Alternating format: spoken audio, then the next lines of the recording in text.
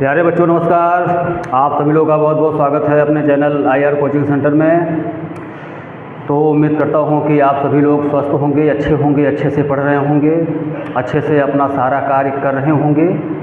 तो बच्चों, इस वीडियो में हम लोग प्रश्नावली 4.3 का प्रश्न नंबर 2 ओके करेंगे और प्रश्न नंबर 2 में 2 भाग है। ठीक है, तो शुरू करते हैं बस, और क्या। प्रश्न नंबर 2 में कह रहा है कि निम्न प्रत्येक द्विघात समीकरण में k का ऐसा मान ज्ञात कीजिए कि उसके 2 मूल बराबर हों। तो भाई ये k का मान ज्ञात करने वाला क्वेश्चन बहुत ही इम्पोर्टेंट है द्विघात समीकरण में, बिल्कुल ही इसे आप लोगों को सीख जाना है। तो यहाँ पर पहला भाग हम लोग ओके कर रहे हैं जी। पहले भाग में दिया है 2x² + kx + 3 = 0। ठीक है ना।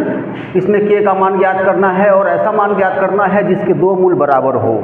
तो भाई 2 मूल बराबर होने के लिए प्रतिबंध है b² - 4ac = 0 होना चाहिए।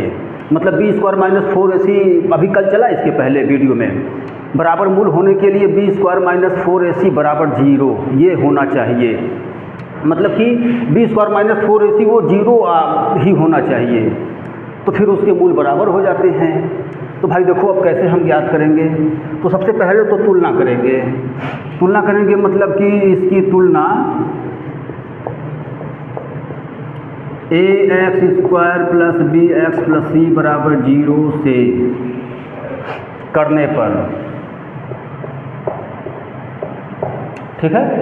तो तुलना करो भाई, क्या निकल रहा है। a का मान 2, b का मान k, c का मान +3। देखो यहाँ से a का मान 2, b का मान k, c का मान +3। और फिर मूल बराबर होने के लिए प्रतिबंध,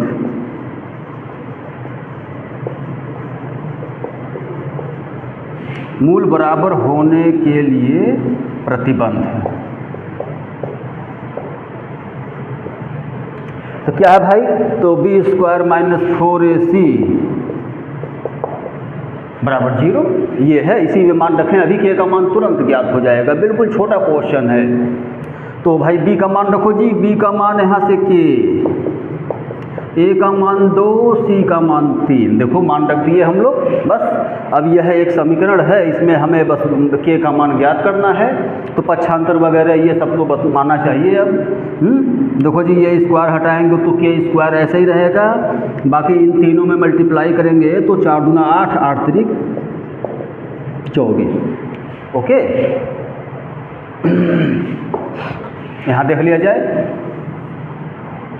अब 24 का पक्षांतर कर दिया जाए।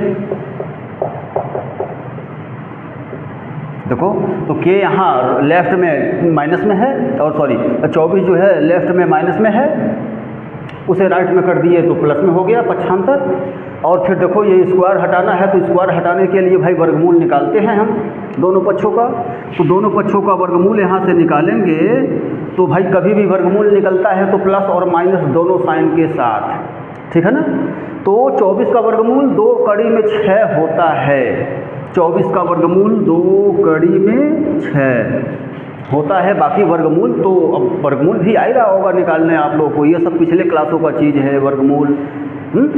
तो भाई देखे ये 2 कड़ी में 6 इसका वर्गमूल हुआ, और प्लस माइनस दोनों के साथ हम वर्गमूल लिखते हैं कभी भी लिखना हो तो। अर्थात k का यहाँ 2 मान तब निकल गया है। अब तब यही आंसर है। अब k का मान देख लो, हो गया पूरा कंप्लीट। ये पहला भाग इतना ही है बस, और ऐसे ही इसका सेकंड पार्ट भी करना है।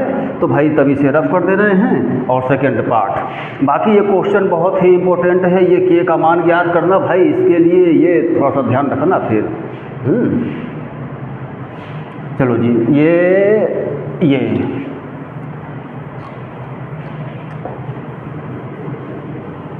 इसका सेकंड पार्ट में क्या है जी। सेकंड पार्ट में kx x - 2 + 6 = 0। भाई तो यहाँ तो पहले भी अभी थोड़ा सा काम है, एक्स्ट्रा काम। देखो यहाँ से पहले ये बारी बारी से मल्टीप्लाई कर दें, उसके बाद तब हम तुलना करेंगे, क्योंकि अभी कहाँ ये द्विघात में है अभी। ठीक है, अभी हम तुलना नहीं करेंगे अभी।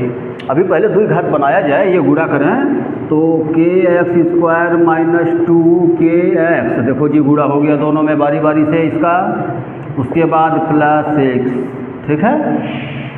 चलो जी अब तुलना करो, तो भाई अब देखो द्विघात तो बन ही गया है, अब तुलना करना भाई, तो इसकी तुलना ax² plus bx plus c बराबर 0 से करने पर करो जी तुलना। a का मान k आ रहा है यहाँ से, b का मान माइनस 2k और c का मान प्लस 6, ठीक है ना। बस वो b² माइनस 4ac बराबर 0 वाले फार्मूले से चलें आगे बढ़ें हम लोग। तो मान रखो जी अब b का मान माइनस 2k, a का मान k, c का मान 6, ओके। तो इसका भी काम यहाँ पर कर दिया जा रहा है साइड में। अब देखो जी यहाँ से स्क्वायर हटाएंगे तो माइनस माइनस प्लस होगा, 2 दूना 4 होगा, बाकी k का k स्क्वायर ही रहेगा, और फिर यहाँ से 4 छके 24 k माइनस में, ओके। अब यहाँ से देखो जी 4k कॉमन ले लें हम लोग, 4k कॉमन, तो k माइनस 4 छके 24 ये निकला। बस अब बारी बारी से 0 ले लें हम, एक बार इसके बराबर 0, एक बार इसके बराबर 0, यहाँ से भाई 0 लेंगे तो 0/4, यहाँ से तो भाई तुरंत जो है प्लस 6 हुआ, और यहाँ देखो 0 में किसी संख्या से भाग करते हैं तो 0 आता है, ओके। अब देखो जी यहाँ तो k का 2 मान निकल गया, अब दोनों आंसर है या एक आंसर है, तो भाई इसके लिए थोड़ा सा यहाँ पर देखो चेक करेंगे हम।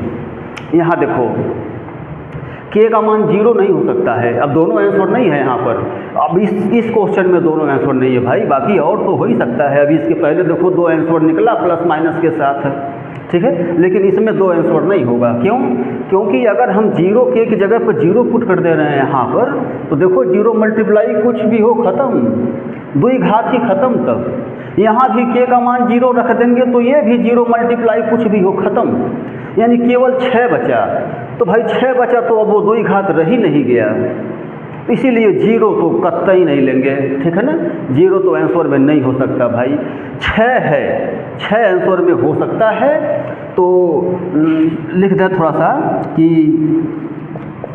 यहाँ k बराबर 0 संभव नहीं है, क्योंकि भाई सब 0 हो जा रहा है, मल्टीप्लाई करते हुए सब 0 सब खत्म हो जा रहा है, केवल 6 बच रहा है बस, जब k का मान 0 यहाँ रख दे रहे हैं तब। तो इसीलिए बस थोड़ा सा ये लिख के दर्शा दें, जो है ये चीज़ यहाँ पर दर्शाया जाए या ऊपर दर्शा दिया जाए। चलो यहाँ k बराबर 0 संभव नहीं है, इसलिए ये चौकी थोड़ा सा कर दो यहाँ पर, चौकी का चिन्ह, चौकी, उसके बाद इसलिए भाई तब k बराबर 6 ही आंसर होगा। तब देख लें 0 नहीं होगा, 0 बता दिया गया क्यों नहीं होगा। तो देखें जी इस प्रकार ये प्रश्न आप लोग का पूरा हुआ, प्रश्न नंबर 2, ठीक है। तो अब इस वीडियो में इतना ही रहने दिया जाए हम, और अगले वीडियो में हम लोग फाइनल करेंगे इसी एक्सरसाइज में जितने भी क्वेश्चन बचे हुए हैं, 3, 4, 5, ठीक है ना। ये तीन क्वेश्चन और बचा हुआ है इस एक्सरसाइज में, तो ये हम लोग अगले वीडियो में फाइनल कर देंगे, ठीक है। तब तक ये अपना दोहरा लें, पीछे से रिवाइज कर लें, मिलते हैं अगले वीडियो में।